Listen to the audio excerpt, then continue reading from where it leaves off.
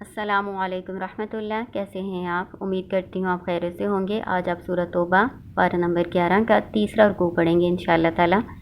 شروع کرتے ہیں اللہ کے نام سے۔ اعوذ باللہ من الشیطان الرجیم، بسم اللہ الرحمن الرحیم۔ ان اللہ اشتری من المؤمنین انفسهم واموالهم بان لهم الجنہ۔ ان اللہ، بے شک اللہ تعالیٰ نے اشترا سودا کر لیا، خرید لیا، من المؤمنین مومنوں سے، انفسہم ان کی جانوں کو، واموالہم اور ان کے مالوں کو، بان لہم الجنہ عوض اس کے کہ بے شک ان کے لیے جنت ہے، یقاتلون فی سبیل اللہ وہ جہاد کرتے ہیں، فی سبیل اللہ اللہ کے راستے میں، فیقتلون ویقتلون بس وہ قتل کرتے ہیں اور قتل کیے جاتے ہیں یعنی شہید ہوتے ہیں۔ وعدن علیہ حقا، وعدہ ہے اس پر سچا، یعنی اللہ تعالیٰ کا سچا وعدہ ہے، فی التوراۃ والانجیل والقرآن، تورات، انجیل اور قرآن میں، ومن اوفی بعہدہ اور کون زیادہ پورا کرنے والا ہے اپنے عہد کو، من اللہ اللہ سے۔ من کا معنی جو ہوتا ہے، لیکن من سوالیہ بھی آتا ہے، یہاں پہ من سوالیہ ہے، اس کا ترجمہ ہوگا کون۔ اوفا زیادہ پورا کرنے والا ہے، اسم تفضیل ہے۔ بعہدہ اس میں یہ جو با ہے نا، یہ با زائدہ ہے، اس کا کوئی معنی یہاں پہ نہیں لگے گا۔ اور اللہ تعالیٰ کہہ رہے ہیں اللہ سے زیادہ اپنے وعدے کو پورا کرنے والا کون ہے؟ فاستبشروا ببیعکم الذی بایعتم بہ، بس خوش ہو جاؤ ساتھ اپنی تجارت کے، ساتھ اپنے سودے کے، وہ جو تم نے سودا کیا ساتھ اس کے، یعنی اللہ کے ساتھ جو تم نے اپنی جانوں اور مالوں کا سودا کیا ہے اس پر خوش ہو جاؤ۔ وذالک ھو الفوز العظیم، اور یہی بڑی کامیابی ہے، جنت میں داخل ہو جانا، جہنم سے آزادی مل جانا۔ اللہ تعالیٰ کہہ رہے ہیں یہی بڑی کامیابی ہے اور یہ کوئی خسارے کا سودا نہیں ہے، اس لیے اپنی اس تجارت پر خوش ہو جاؤ۔ التائبون العابدون الحامدون، التائبون توبہ کرنے والے، رجوع کرنے والے، بار بار اللہ کی طرف پلٹ آنے والے، عابدون الحامدون عبادت کرنے والے، حمد و ثنا کرنے والے، سائحون الراکعون ساجدون الآمرون بالمعروف ونہون عن المنکر، سائحون روزہ رکھنے والے، راکعون رکوع کرنے والے، ساجدون سجدہ کرنے والے، آمرون حکم دینے والے، بالمعروف نیکی کا، ونہون اور منع کرنے والے، عن المنکر برائی سے، والحافظون لحدود اللہ اور حفاظت کرنے والے اللہ کی حدود کی۔ اس میں اس آیت میں اللہ تعالیٰ وہ ساری صفات بتا رہے ہیں ان مومنوں کی جنہوں نے اللہ تعالیٰ سے اپنی جان اور مال کا سودا کیا ہے جنت کے بدلے، تو ان کے اندر کون کون سی صفات ہونی چاہیے؟ توبہ کرنے والے، عبادت کرنے والے، حمد و ثنا بیان کرنے والے، روزہ رکھنے والے، رکوع کرنے والے، سجدہ کرنے والے، دوسروں کو بھی نیکی کا حکم دینے والے اور دوسروں کو بھی برائی سے منع کرنے والے، اور اللہ کی قائم کردہ حدود کی حفاظت کرنے والے۔ پھر اللہ تعالیٰ کہہ رہے ہیں جن مومنوں کے اندر یہ صفات ہیں ان کو خوشخبری دے دو، وبشر المؤمنین، خوشخبری دے دو مومنوں کو، کس چیز کی؟ جنت کی، کہ انہوں نے اپنی جان اور مال جنت کے بدلے خرید لیا ہے اور وہ اپنی اس تجارت پر خوش ہو جائیں۔ ما کان للنبی والذین آمنوا ان یستغفروا للمشرکین ولو کانوا اولی قربا من بعد ما تبین لهم انہم اصحاب الجحیم۔ ما کانا نہیں ہے، للنبی نبی کے لیے، والذین ان لوگوں کے لیے، آمنو جو ایمان لائے ہیں، ان یستغفروا کہ وہ بخشش طلب کریں، للمشرکین مشرکین کے لیے، ولو کانوا اور اگرچہ وہ ہوں، اولی قربا قرابت والے، یعنی اگرچہ وہ قریبی رشتہ دار بھی ہوں پھر بھی مشرکین کے لیے استغفار نہیں کرنا۔ من بعد ما تبین، بعد اس کے کہ واضح ہو گیا، لہم ان کے لیے، انہم بے شک وہ، اصحاب الجحیم جہنم والے ہیں۔ اس میں اللہ تعالیٰ کہہ رہے ہیں نبی صلی اللہ علیہ وسلم اور مومنوں کے لائق یہ نہیں ہے کہ وہ کسی بھی مشرک کے لیے، چاہے وہ ان کے قریبی رشتہ دار ہی کیوں نہ ہوں، استغفار کریں، بعد اس کے کہ ان کے لیے واضح ہو گیا کہ وہ جہنم والے ہیں۔ واضح کیسے ہونا ہے کہ زندگی میں تو دعا کی جاتی ہے کہ اللہ تعالیٰ ان کو ہدایت کی توفیق دے دے، لیکن جب مر جاتے ہیں، فوت ہو جاتے ہیں، پھر تو واضح ہو گیا کہ اب ان کو کوئی دعا کوئی فائدہ نہیں دے گی، تو پھر ان کے لیے استغفار کرنا رائگاں ہے، بیکار ہے، اس کا کوئی فائدہ نہیں ہے، تو اس وقت پھر استغفار نہیں کر سکتے، زندگی میں ہدایت کی دعا کر سکتے ہیں۔ اس آیت کی تفسیر جو صحیح بخاری میں بیان کی جاتی ہے نا، وہ اس طرح سے ہے کہ نبی صلی اللہ علیہ وسلم کے جو چچا تھے ابو طالب، جب ان کا آخری وقت آیا نا تو نبی صلی اللہ علیہ وسلم ان کے پاس گئے، اور ان کے پاس قریش کے سردار بھی بیٹھے ہوئے تھے، ابو جہل، عبداللہ بن ابی امیہ، یہ سب بیٹھے ہوئے تھے ان کے پاس۔ تو آپ صلی اللہ علیہ وسلم نے فرمایا، چچا جان لا الہ الا اللہ پڑھ لیں تاکہ میں اللہ کے ہاں آپ کے لیے حجت پیش کر سکوں۔ ابو جہل، عبداللہ بن ابی امیہ، یہ جو سردار بیٹھے ہوئے تھے قریش کے، انہوں نے کہا، اے ابو طالب، کیا عبد المطلب کے مذہب سے انحراف کرو گے؟ یعنی پہلے تو تم نے زندگی میں قبول نہیں کیا اسلام کو، اپنے دین پر قائم رہے، اور اب مرنے لگے ہو تو تم اپنا دین چھوڑ رہے ہو، اپنے آباء و اجداد کا دین چھوڑنے لگے ہو۔ تو آپ کے چچا جو ابو طالب تھے، انہوں نے پھر اسلام قبول نہیں کیا تھا، انہوں نے کہا تھا میں اپنے آباء و اجداد کے دین پر ہی ہوں۔ تو اسی حالت میں انہوں نے وفات پائی تھی۔ نبی صلی اللہ علیہ وسلم نے فرمایا، جب تک اللہ کی طرف سے مجھے روک نہیں دیا جائے گا میں آپ کے لیے استغفار کرتا رہوں گا، جس پر یہ آیت نازل ہوئی تھی۔ اس میں آپ صلی اللہ علیہ وسلم کو اور دوسرے مومنوں کو، مومنات کو منع کر دیا گیا کہ وہ مشرکین کے لیے مغفرت کی دعا نہیں کریں گے۔ وَمَا كَانَ اسْتِغْفَارُ إِبْرَاهِيمَ لِأَبِيهِ إِلَّا عَن مَّوْعِدَةٍ وَعَدَهَا إِيَّاهُ فَلَمَّا تَبَيَّنَ لَهُ وما کانا، اور نہیں تھا، استغفار کرنا، ابراہیم علیہ السلام کا، لی ابی ہی اپنے والد کے لیے، الا مگر، موعدۃ مگر ایک وعدہ، وعدہ انہوں نے وعدہ کیا تھا، ایاہو اس سے، فلما پھر جب، تبینہ واضح ہو گیا، لہو ان کے لیے یعنی ابراہیم علیہ السلام کے لیے،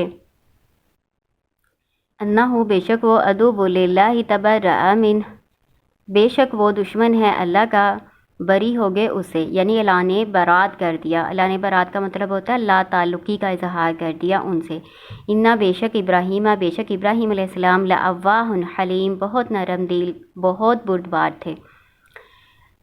یہ اللہ تعالیٰ یہاں پہ واضح کر رہے ہیں کہ ابراہیم علیہ السلام نے اپنے والد کے لیے جو دعائیں مغفرت کی تھی نا، تو وہ ایک وعدے کی بنا پر تھی، لیکن جب ان پر واضح ہو گیا، یعنی ان کے باپ کی وفات جب ہو گئی کفر پر، تو پھر انہوں نے استغفار کرنا چھوڑ دیا تھا، اور اس کی وجہ بھی اللہ تعالیٰ نے بتائی ہے کہ ابراہیم علیہ السلام بہت نرم دل کے بردبار تھے، تو اس لیے انہوں نے یہ اپنے والد سے وعدہ کیا تھا۔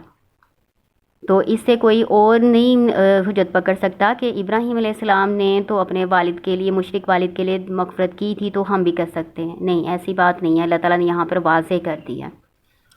وَمَا كَانَ اللَّهُ لِيُضِلَّ قَوْمًا بَعْدَ إِذْ هَدَاهُمْ حَتَّى يُبَيِّنَ لَهُم مَّا يَتَّقُونَ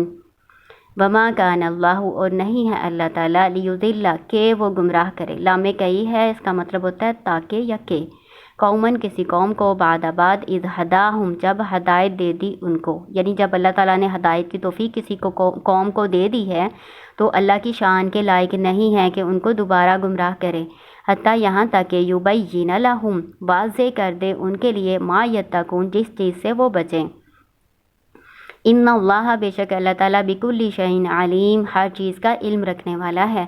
ان اللہ بے شک اللہ تعالیٰ لہ ملک السماوات والارض اسی کے لیے بادشاہی آسمانوں اور زمین کی، یحیی و یمیت وہی زندہ کرتا اور مارتا ہے، وما لکم من دون اللہ من ولی ولا نصیر اور نہیں تمہارے لیے اللہ کے سوا کوئی حمایتی، کوئی دوست، ولا نصیر اور نہ کوئی مددگار۔ لقد تاب اللہ علی النبی والمہاجرین والانصار الذین اتبعوہ فی ساعۃ العسرہ لقد بلا شبہ، تاب اللہ متوجہ ہوا اللہ، علی النبی نبی صلی اللہ علیہ وسلم پر، والمہاجرین اور مہاجرین پر، والانصار الذین اتبعوہ اور انصار پر وہ جنہوں نے پیروی کی ان کی، فی ساعۃ العسرۃ تنگی کی گھڑی میں، من بعد ما کادا قریب تھا، یزیغو ڈل جاتے، ٹیڑے ہو جاتے، قلوب و دل، فریق منہم ایک جماعت کے ان میں سے، ثم تاب علیہم پھر وہ متوجہ ہوا ان پر، انہو بے شک وہ یعنی اللہ تعالیٰ، بہم ان پر، رعوف و رحیم بہت مشفق، بہت رحم کرنے والا ہے۔ اس آیت میں اللہ تعالیٰ بتا رہے ہیں کہ جو غزوہ تبوک کا سفر تھا نا، وہ تنگی والا تھا، ساعۃ العسرہ تنگی والی گھڑی اللہ تعالیٰ نے اس کو قرار دیا ہے، تنگی والا وہ غزوہ تھا، تنگی والی گھڑی تھی، تنگی کا وقت تھا جب مسلمانوں نے، انصار و مہاجرین نے نبی صلی اللہ علیہ وسلم کا ساتھ دیا تھا، وہ کیا تنگی تھی، ایک تو موسم بہت سخت گرم تھا، فصلیں تیار تھی، ان کو چھوڑ کے نہیں جا سکتا تھا۔ آپ کو پتہ ہے کہ کھجور ایسی فصل ہے کہ ٹائم پر اس کا پھل نہ اتارا جائے تو وہ ضائع ہو جاتا ہے۔ تو یہ بھی بڑی آزمائش تھی کہ اب تیار فصل کو چھوڑ کے جانا تھا۔ تیسرے سفر بہت لمبا تھا، آپ کو پتہ ہے روم کے خلاف جنگ کرنے جا رہے تھے، بہت دور کا سفر تھا، اور وسائل کی بھی کمی تھی، نہ مال تھا پاس اور نہ سواری کی سہولت تھی، اور دور کا سفر کر کے جانا تھا۔ تو یہ اتنے تنگی کا وقت تھا اور یہ اتنی مشکل کی گھڑی تھی۔ تو اس وقت قریب تھا کہ ایک گروہ جو ہے وہ نہ جائے آپ صلی اللہ علیہ وسلم کے ساتھ، تردد کا شکار ہو جائے۔ تو ایسا کچھ تو مسلمان فوراً راضی ہو گئے، آپ صلی اللہ علیہ وسلم کا ساتھ دیا، اور کچھ جو ہے نا وہ متردد ہو گئے کہ اب کیا کریں، جانا چاہیے یا نہیں جانا چاہیے۔ لیکن اللہ تعالیٰ نے ان کو ثابت قدم رکھا اور انہوں نے آپ صلی اللہ علیہ وسلم کا ساتھ نہیں چھوڑا۔ وَعَلَى الثَّلَاثَةِ، اور ان تین پر، الَّذِينَ، وہ جو، خُلِّفُوا، پیچھے رہ گئے تھے، حتیٰ، یہاں تک کہ، اذا، جب، ضاقت، تنگ ہو گئی، علیہم الارض، ان پر زمین، بما رحبت، بوجہ اس کے جو وہ کشادہ تھی، وضاقت، اور تنگ ہو گئی، علیہم، ان پر، انفسہم، ان کی جانیں، وظنوا، اور انہوں نے گمان کیا، اللہ ملجا من اللہ، کہ نہیں کوئی جائے پناہ اللہ سے، الا، مگر، الیہ، اسی کی طرف، ثم تاب علیہم، پھر وہ متوجہ ہوا ان پر، یعنی اللہ تعالیٰ متوجہ ہوئے ان پر، لیتوبوا، تاکہ وہ توبہ کریں، ان اللہ، بے شک اللہ تعالیٰ، هو التواب الرحیم، بہت توبہ قبول کرنے والا، بہت رحم کرنے والا ہے۔ جب یہ آپ نے شروع کیا تھا نا غزوہ تبوک کے بارے میں سارا واقعہ، اس وقت آپ نے پڑھا تھا کہ کچھ مسلمان سستی کی وجہ سے پیچھے رہ گئے تھے۔ تو یہ انہی تین مسلمانوں کا یہاں پہ ذکر آ رہا ہے جو سستی کی وجہ سے پیچھے رہ گئے تھے۔ یہ تین لوگ کون تھے؟ یہ کعب بن مالک، مرارہ بن ربیع اور حلال بن امیہ رضی اللہ عنہ، یہ تینوں صحابہ تھے اور نیک صحابی تھے۔ یہ صرف سستی کی وجہ سے پیچھے رہ گئے تھے، یہ سوچتے تھے آج چلے جائیں گے، کل چلے جائیں گے۔ تو ایسے ہی آپ صلی اللہ علیہ وسلم اور ان کے ساتھی تبوک سے واپس بھی آ گئے اور یہ فوج کے ساتھ شامل نہ ہو سکے۔ بعد میں ان کو پریشانی ہوئی اور بہت یہ گھبرائے کہ ہم تو منافقین کے ساتھ پیچھے رہ گئے۔ پھر انہوں نے آپ صلی اللہ علیہ وسلم کے سپرد اپنا معاملہ کیا، ان کو ساری حقیقت بتائی اور کوئی بہانہ بھی نہیں کیا، کوئی جھوٹا عذر بھی نہیں پیش کیا، بلکہ اپنی غلطی کا اعتراف کر لیا۔ تو آپ صلی اللہ علیہ وسلم نے ان کے معاملے کو اللہ کے سپرد کر دیا کہ اللہ تعالیٰ ان کے بارے میں کوئی حکم نازل فرمائے گا۔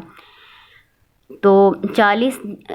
دن تک ان کی مطلب کوئی توبہ کے بارے میں کوئی آیت نازل نہیں ہوئی۔ 40 دن ان کو گزر گئے تو آپ صلی اللہ علیہ وسلم نے ان کی بیویوں کو بھی ان سے جدا کرنے کا حکم دے دیا، یعنی بالکل تنہا وہ ہو جائیں، کوئی ان سے بات چیت نہ کرے، کوئی